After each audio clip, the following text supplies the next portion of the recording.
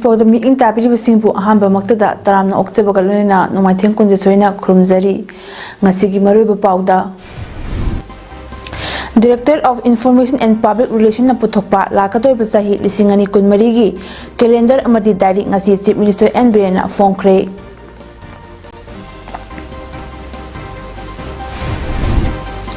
Imphal East District ki Yangang Pokpi Santi Khongbal Thamna Pokpi Sana Sabida Kukki Singna Nomi Kapsilakna Nandara Kre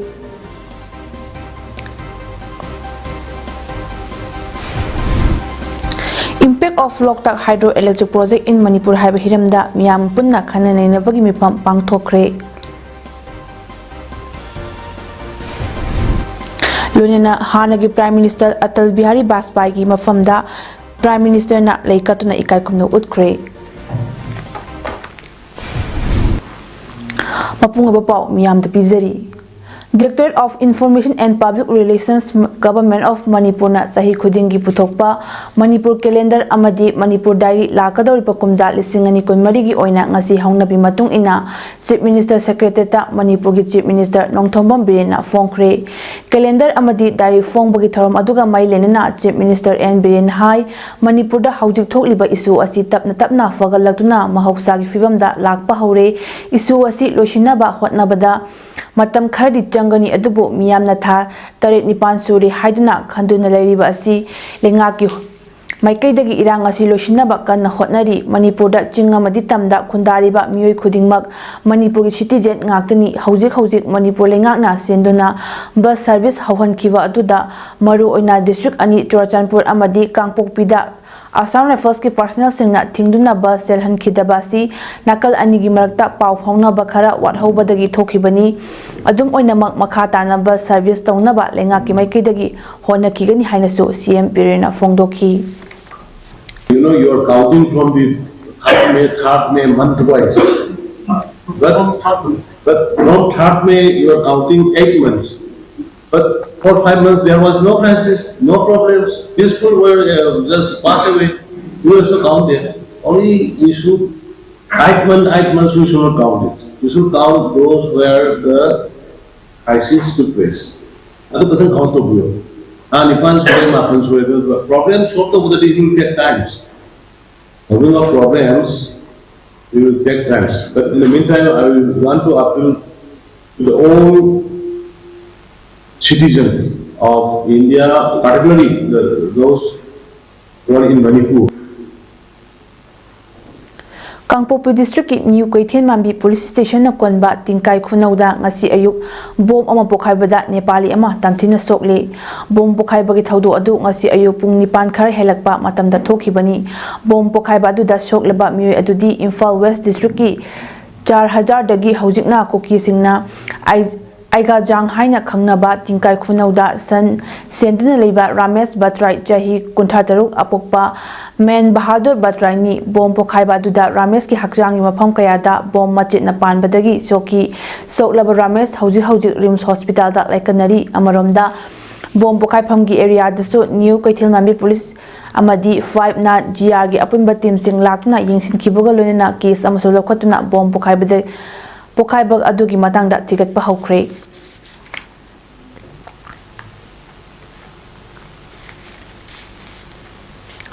Imphal East District Lamlai Kendragi Manung Chana Leiba Yangang Pokpi Santi Khongbal Thamna Pokpi Sana Sabina Chingba Maitai Taba Mafam Asida Anakpa Chingthaktagi Kuki militant singna Nomi Kapsilaktuna Landarakre Thodok Thophamdagi Fangba Pau Amana Hai ngasi ayuk Chawrakna pung 10 khar helakpa matamda Yangang Pokpi Santi Khongbal Thamna Pokpi amadi Sana Sabina Chingba Maitai Taba Mafam singda mafam adugan Thangana Leriba Chingi Mafam Singdagi Kuki militant singna Apaba Makalgi Kutlai Sing Sijinaduna Akanba Landara Kibani Hairi Mafam Aduda Leriba Miyam Sing Manak Nakpa Mana Nakna Leiba Cheki Yum Singda Masa Hingnaba ꯆꯦꯟꯖꯤꯟꯅꯈꯤ ꯍꯥꯏꯔꯤ ꯈꯨꯟꯖꯥꯁꯤꯡꯅ ꯃꯐꯝ ꯑꯗꯨꯗ ꯂꯩꯔꯤꯕ security ꯐꯣꯔꯁꯁꯤꯡꯗ ꯍꯟꯗꯨꯅ ꯅꯣꯡꯃꯩ ꯀꯥꯞꯄꯤꯅꯕ ꯍꯥꯏꯔꯕꯁꯨ ꯌꯥꯈꯤꯗꯦ ꯍꯥꯏꯔꯤ ꯑꯗꯨꯃꯛꯄꯨ ꯊꯧꯗꯣꯛ ꯑꯗꯨꯗ ꯄ꯭ꯔꯖꯥꯁꯤꯡ ꯑꯁꯣꯛ ꯑꯄꯟ ꯌꯥꯎꯈꯤꯗꯦ ꯅꯥꯀꯜ ꯑꯃꯔꯣꯝꯗ ꯊꯧꯗꯣꯛ ꯑꯗꯨ ꯊꯣꯛꯈ꯭ꯔꯕ ꯃꯇꯨꯡ ꯁꯅꯥꯁꯥꯕꯤꯒ ꯇꯥꯏꯅꯕ ꯊꯝꯅꯥꯄꯣꯛꯄꯤ ꯈꯨꯜꯗ ꯁꯦꯀ꯭ꯌꯨꯔꯤꯇꯤꯅ ꯀꯣꯝꯕꯤꯡ ꯑꯣꯄꯔꯦꯁꯟ ꯆꯠꯊꯒꯅꯤ ꯍꯥꯏꯅ ꯇꯧꯔꯛꯄꯗꯒꯤ ꯃꯐꯝ ꯑꯗꯨꯒꯤ ꯃꯤꯌꯥꯝꯅ ꯃꯨꯛꯅꯕ ꯊꯣꯛꯈ꯭ꯔꯦ matungda mu moina kape aham baidi kesu maru yorok ta de ko akon magi de khoi yumda maru am rok de khoi pak thare adu khoi gi jaga mak ti khangok da khoi gi yumdam di pa le ba ta ga da adu angang oina maru do ko na phangdra si gi maru jini se khoi yumda pa le je अमरोमदा ngasi thokliba thaudo asigi matangda yengsiladuna political activist sapamcha kanglipal hai lamlai kendra asi mapangal yamna sonbagi thakta kumtharakle lamlai ga lonana leiriba yangang pokpi amadi thamna pokpi ching asida koki singna kem sajinduna itatatana nungmai kapsilakliba tha nipan pharaba phawbada lengak na piriba response asi apenba oide maikai asigi praja sing asi sijarasanu haina inthokpirabra haibagi wakhal fawhale चिंथक असिदा केम सादुना लेरिबा खुलाई पाइबा कुकीसिंग असि तकथोक्तबा तारगदी तुंगदा थोखनिंगदबा थौदोक थोलकपा मतमदा लेंगा निंगमदबा पोकनी करिगुंबा लौथोक्तबा तारगदी माइके असोंगी मियाम असि तुमिना लेरक्लोय मफम असि red zone ओइबा हाइबदी लंबीगी माइके अमदना तांखुल ताबा अदुगा माइके अमदना कुकीसिंगना खुंदारिबा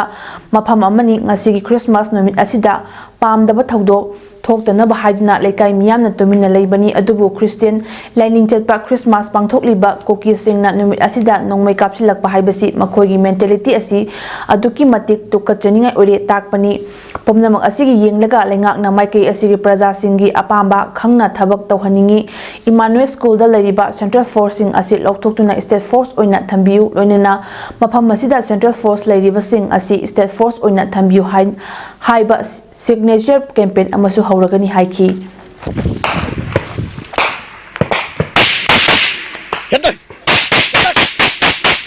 Wow!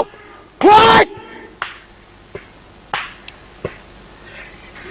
da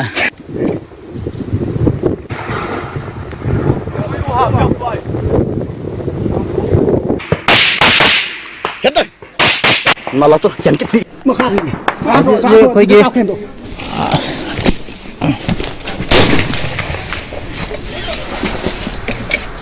Lamlai si kanana kanbi gadorige haibigi wafam ama thatare nipan hena henjelak pasidai da lenga ki oiber response si asuki matik ningba kainingai oirakpa masidai da central force thambasigi mahutta state force oina mahut simbina ba manipur lengang athuba matamda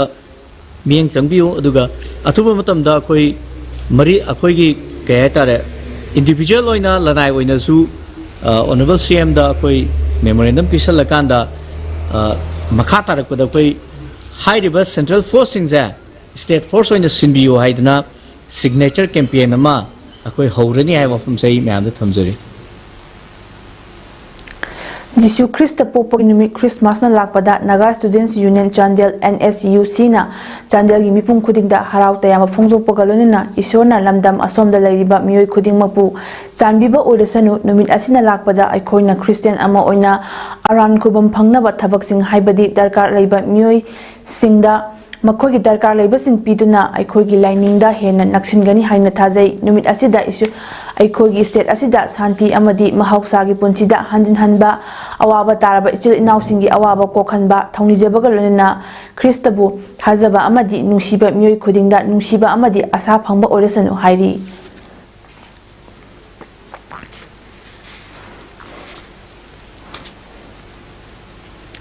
लमदम सिगी सकनायरबा artist Naorem Ahanjao Singh ngasi lekhidre mahak kaksing pajil lekai da poklaga haujikna thangmibanda leibani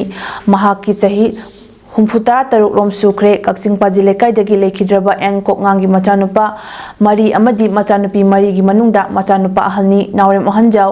layekpagi artist oibata natana drama amadi manipuri feature film amadi digital film kaya dasu saruk yaki mahakna kumkiwa film singi manungda असीब थवाई ममी मैचाक लेचल पल्लव थाजा अरोब विदायन चिंब यावरी लेखिद्रबगी लोइनबी अमदी मचानुपा अमा लेहौरी Lausi Mayai Lambi Development Committee Kakchingna Kakching Wairigi Maruiba Lokol ama oiriba Kakching Lausi Lokolgi Yamnamak Maru Oikraba Lausi Mayai Lambi Lokol asigi lawmisingna sel khaigatnaduna semjinbagi thabak chathakre Lokol asida law uriba ngayok farm tawdiba lawmisingna mathangsinna law sangam amada lupa chamwa Law marak amada lupa lising ama law pari amada amasung ngayok farm amada lupa lising ani khaigatnaduna kilometer 9 sangba lambi adu jingneiba amadi nung thaduna lambi asi semjin khibani hari Kakching Wairi Lausi Lokol asi Kakching Waida khundariba miyang khaknatana Kakching gi lekai kayadagi miyoi kayana matam gi mana masing alu tilho phongna singba thaduna chathok puthokuna miyamda phanghan bakhaknatana ngayok farm kaya puthokuna ngagi pothok kaya puthokuna khunaya sigi semilonda achobo mateng piribani lambi asi semjin bada puksel sarba sing manipur lengak amadi mari leinaba sing mateng pangbiduna lawmi sing chathok chachin tawbada khudong chanaba mityeng changbiu hainasu lawmi singi maikaidagi puning chingsilakli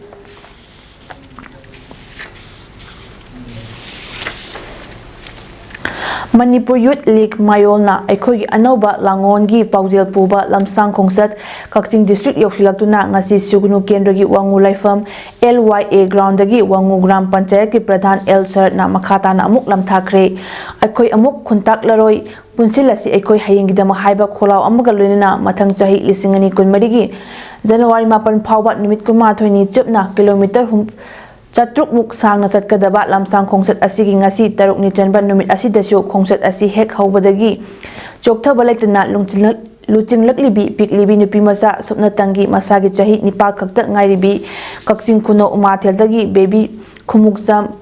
ngangoi lembi chanuna mayolgi convener asem prince ka loinena khongsat loisingi mang thaduna lakhibada lambida masing yamlaba miyamna khongsat loising adubu taramna oktuna yefa thaujal piduna wangu laifam wangu tera holdam leirak lupa maruk wangu tera melikai khok makhong sandang khong pungjong makhong charel nungu Khongyam Tangjeng Khunjau Khunau Chajing Khunau Khorsan Tabi amadi Pangal Tabida miyamna oklaba matung makhatana maira paibi club organization sing yauna masak naireba miyoi kaya galunina Pangal Tabida miyamna mitei khunaida sinarakliba makal khudingmaki safuna chingbasing amata oina punsinduna thengnaminabagi pidepso lawminaki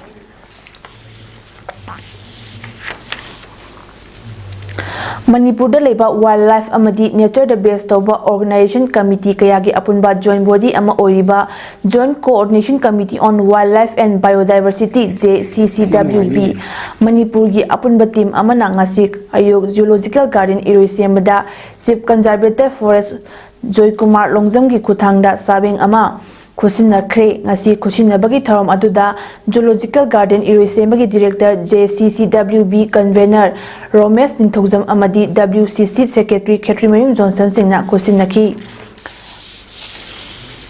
Sa si Chingi Tingnopal district ki manung hanjinba mafam amadagi sadan masingdagi makutta leire khangbadagi wildlife conservation committee ki secretary KS Johnson singna luchingduna changsinduna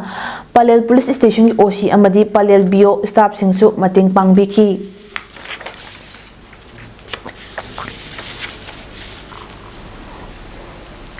Thobal district ki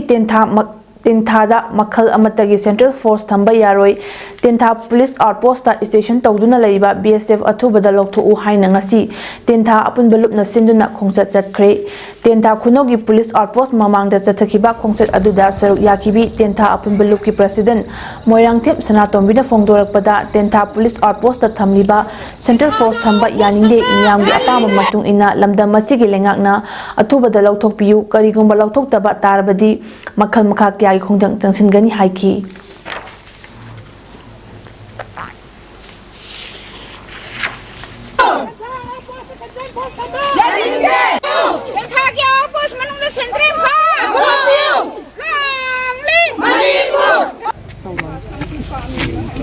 มันดีควายคุดิงมังนากันบางคงยังจังทันละกันนี่เอาควายเจนทาเดเซนเทรนโพสไลบาเจสุกยาอย่าจะนิ่งเด Ngasigi khongchut aduda saruk yakiba ima ibel singna irang leitaba tenthada Central Force leiba yaroi chingtam anida manaba mitningda yingbiu tentha prajagi ayaba yauduna tenthada Central Force leiba yaroi haiba kholau sulauki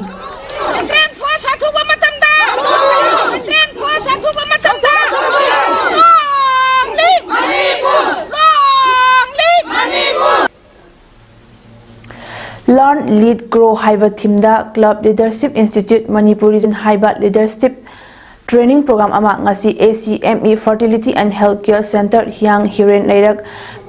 Palace Compound da leibagi auditorium da pangthokre ayugi session da New Ideas New Ways haibagi matang da M Gajendra Singh conductive effective meetings ki matang da THK So Singh membership retention the foundation for membership growth ki matang da Dr. TH Gaurabidu Lions Learning Center overview haibagi matang da Dr. Romi Singh amadi Mission 1.5 powered by membership ki matang da Dr. P Rasmani na wangang ki ngasi ki tharomadu Lions Club of Imphal na host amadi Dr. James Elangbam na co-host oidna pangthokibani tharomadu ki nongthil session da icebreaker gi matang da TSK So Singh working in a team gi matang da Dr. W Gopi Mohan Singh amadi help your club create a vision gi matang da Achmani Kumar Singh na wangang ki tharong gi saruk ama oina question answer session amasu pangthokhi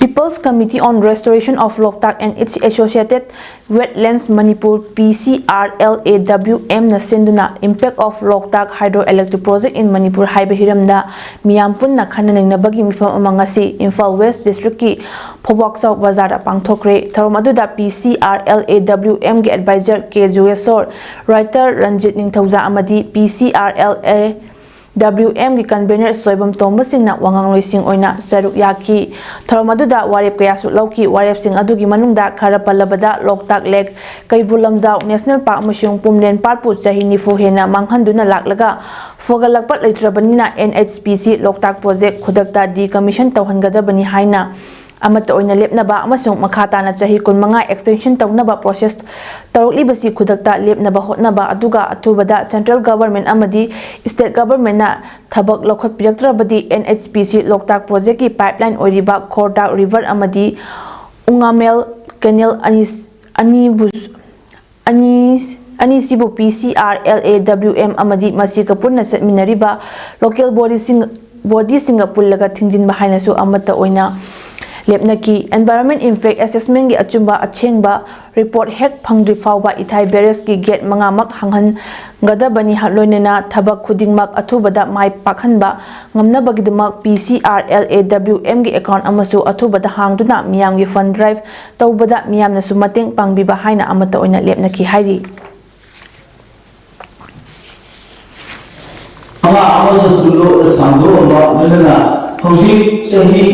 asing matul jadi kunjungan awas sambung kini hadirlah ikut menyebut kerana awas tidak kami ada dalam juga thawang se ikut tunggu macam mana pernah hadir segi matang lah ikut kerana begitu kita nasi tapi People's Committee Restoration on Loktak and its associate Manipur di Michael lagi terhubung jadi hal berbeda nasi pemasi mampus jadi The Economic and Resource Development Organization ERDO kanglei pakna ngasi anirak suba oina longmisingda aluchara yenthokre Imphal gi Major Khulda leiba Manipur Press Club ta pangthokiba aluchara yenthokpagi tharom aduda tongan ba maikei kayadagi lakpa longmising saruk yaki pangthokiba tharom ki matangda wangangaduna ERDO kanglei pak ki Secretary General Nahakpam Santan hai ngasi yenthokliba aluchara asi tharaga ERDO kanglei pakna ngasi fawbada aluchara metric ton chama kontra longmisingda fanghankre yenthokriba aluchara sing asina lamdam masigi lawfam hectare chamada thaba konaragani ERDO kanglei pakna lawfam hectare chamada yenthoknabagidamak changsilakpa panda mai pakle haina lobayai ahan batangka ki oina longmisingda aluchara metric ton 63 yenthokhiba leikrabani amaromda ERDO kanglei pakna changsilakliba Khongthang asimak lengak na lamdam masigi semilon fagat naba changshiliba khongjangda mateng pangbani lamdam masigi semilon fagat hanbada aikoi khudingi thodang ri haiki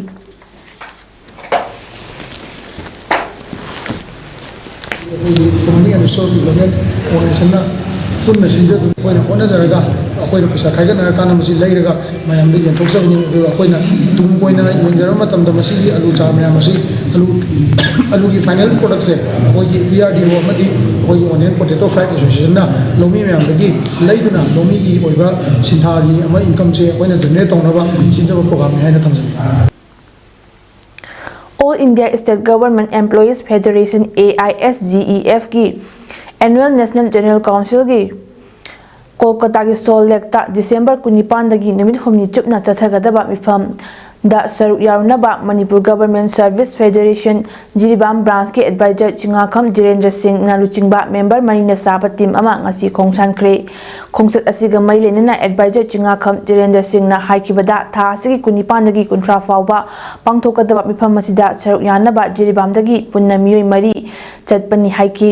Manipur State की ओइना पुन्ना मियोई तरा मंगारोमना सरु यागनी हाइना फोंदोकी ngasi khongsan की बादुदा चिंगाखम जिरेंद्र Singh adviser Sanasam Lalmani Singh adviser Thounaojam इबो पिसक सिंह अमदी सुकुमार चंदाना खोंसान की निंगसिंग बयाई मरु ओइना मिफम मसिदा लेबाक असि pensioner अमसुंग employee सिंह की 9 सुब पे कमीशन पीबीयू हांगलिबा एम्प्लॉई सिंह की फॉर्म मेंशन बियू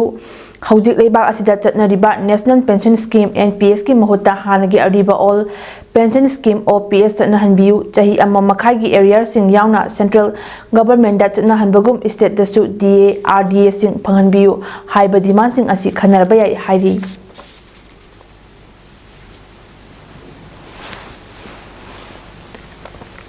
थासी कुनिथोई की अहिंग अथेंगबदा सखंगदबा मियोई खर लाकलगा आइगी इचानुपा निंगथौजम प्रेम कुमार मितै चाही निफुबु युमदगी चिंगथोकलगा तमथिना फुरगा हुंदोकपिरंबा थवोंग यानिंगदे इचागी मराल करिनो खंगनिंगी लेबिरिबा इचा इनाउसिंगना अचुम अरान अमुक्ता थिदोकपियु हाइना प्रेम कुमार की अपोपी लेमरा मये लेकाइदगी निंगथौजम ओंगबी लंदोनी लेमना लेबा मियामदा फोंदोरकली ngasi लेमरा मये लेकाइदा पांगथोकिबा पाउ युनिफॉर्म अमदा निंगथौजम लंदोनीना मखाताना फोंदोकिबदा महाकी मचानुपासी नुपी अंगांग लेरे ngasi था अहुमलोमगी ममांगदा इचानुपाना कदांग बंदा खुलंगाक पचतपदा नुपी अमा पुरगा लाकी मदुगी मतुंगदा मयामना वारक वातेम तौबिख्रे मदु कैसु कायदे खल्लगे अदुगा हंदक अमुक तांग कुनिथोगी नुमिदांग पुंग 12 मखाइरोम ताबदा सखंगदब खर लाकलगा इसासी फमुंगदगी चिंगथोकलगा फोबिख्रगा तमथिना फुरगा माइबम चिंगनिंगदा थंबिरमले हौजिक फावबा इसासी हगोय कंखटपा ngamdri इचागी मराल करिनो लेबिरिबा इसासिंगना अचुमराल थिदोपियु हाइना थमोइसोकना पाउदम लखी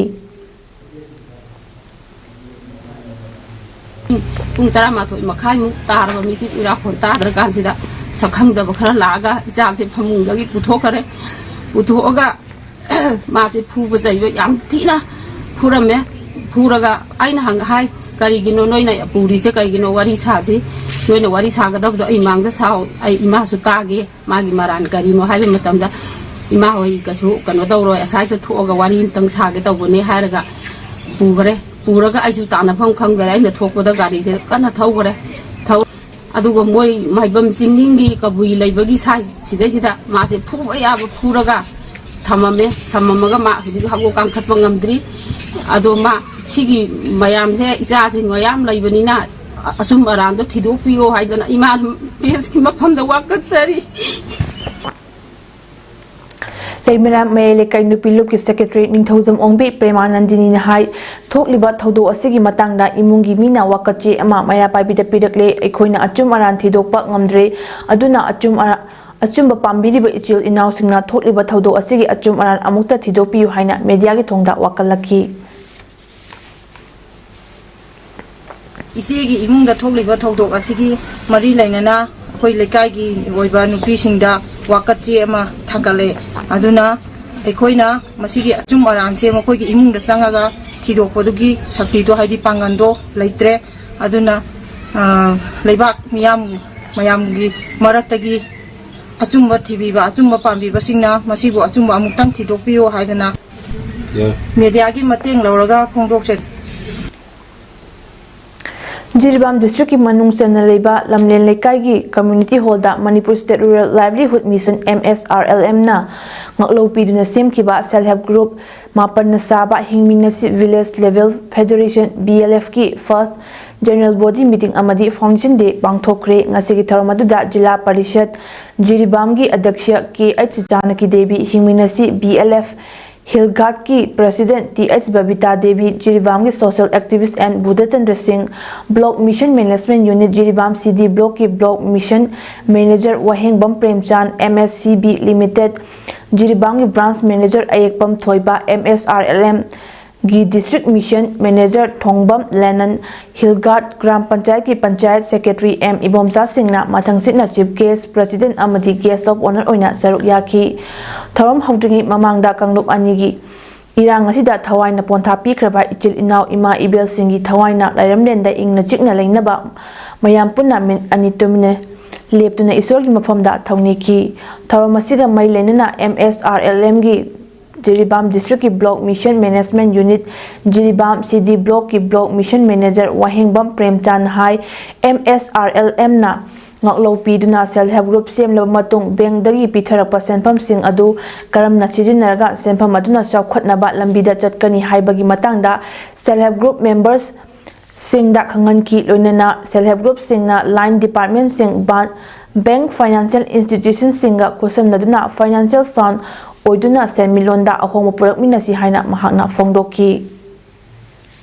hotel tan yawra madura phagi cha hai mahi kari kra ka hapchilakpa sumaina pathok chaptok putu pami adu ngamna bo hona bida khina financial literacy camp ikhu ku dinga pangthok khawni paisa ji kamai sina ge da productive ha unproductive ai mobile atang mobile ba adai ai ne yum thajaba salu ba paisa thora to grow mut ki hai MSCB Limited Jiribam ki Branch Manager Ayekpam Thoibana haikibada self help group sing da yawriba member singna aikoi mayam punna amata oina thabak ningthina suminaraga begna pitharakadaba senpam sing niyom chimna sijinabiu aduga bank da lakpa matamda thabak suningba miyoi lakpiduna bank dagi fangba yaba kanaba sing lobiu loinena MSRLM na ngaklo piduna semkiba self help group sing da athuba matamda bank loan pirigani haina mahakna fongdoki 나는 하이 비판하라 앞에 시험 삼았다 하이저는 어쩔수 있고 그러니까 토박 수민은 지 어떤 배들아 보면들이 토박 수민과 Thorongi Chief Guest World Peduna Jila Parishad Jiribangi Adyaksha K.H. Janaki Devi Hai Aikoi Nupi Haibasi Pumnamaki Horofamni Aikoi na Thamoi Amadi Pukchil Senglaba Achumba Chatlaba Aikoi na Afaba Tauraba Aikoi ki Tungda Lakadaba Generation Sing asi Afaba Maikaida Lamjing Bangamgani Aduna Self Help Group Yauriba Miyoi Singna Matam Chupada Amata Oina Punna Thabak Tawminaba Changi Haina Mahakna Fongdoki Aikoi Self Help Group Sembiriba Sininaw Singna Thamoi Sengna atam punamakta akoigi kathokpa amaga loinana thamoi sengna thabak tawina basangi habise ena mayam thamjaningi Leibak asigi Prime Minister oinamba amasung BJP gi maroiba luchingba ama oikiba Atal Bihari Vajpayee gi mapok numitpu ningsingnaduna Prime Minister Narendra Modi na Vajpayee gi Memorial Sadap Atal da chatuna leikatuna ikaikumnaba utkhi PM Modi na extra ikibada leibak asigi family members singi maikaidagi mahu sinduna aina aigi khwaidagi ikaikumnaba adu hanagi Prime Minister Atal Bihari Vajpayee gi mafamda ngasi mahaki mapok numit asida uchari mapunchi chupa leibak asigi sengbat sagatpada kathoklamkhraba luchingba sida Kok Nonjari Uttar Pradesh ki Chief Minister Yogi Adityanath nasu haikibada Prime Minister ama oina marachet patlengak amagi kanabasing ado Atal Bihari Vajpayee na ulamki mahapu politics ki ajat satruni hainasu CM Adityanath na singthaki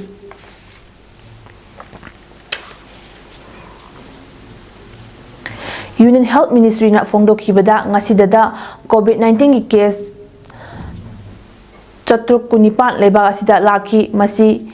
tharaga anoba case ki masing lising mari yangkhai mari yaure pung kunmari gi manungda Kerala da miyo ema sikiba adu tharaga punna COVID-19 na sikiba mi gi masing lak mari dasmik yangkhai yaukre aduga fakhiba na crore mari dasmik nifu mari ni masi chada pabada marfutara nipan dasmik Marifu Mathoi ni hairi sikibagi changna chada ama dasmik taramapani COVID vaccine dose crore Chaniga kun dasmik humfu taret kapkhre haina Union Health Ministry gi report ta hairi.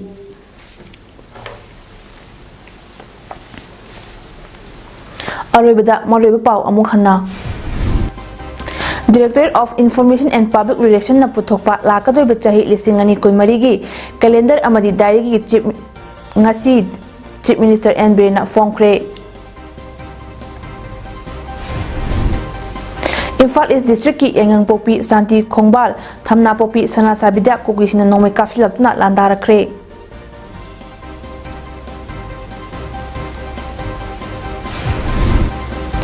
Impact of Loktak Hydroelectric Project in Manipur Haiba Hiramda Miyam Punna Khanane Namagi Mifam Pangthokre.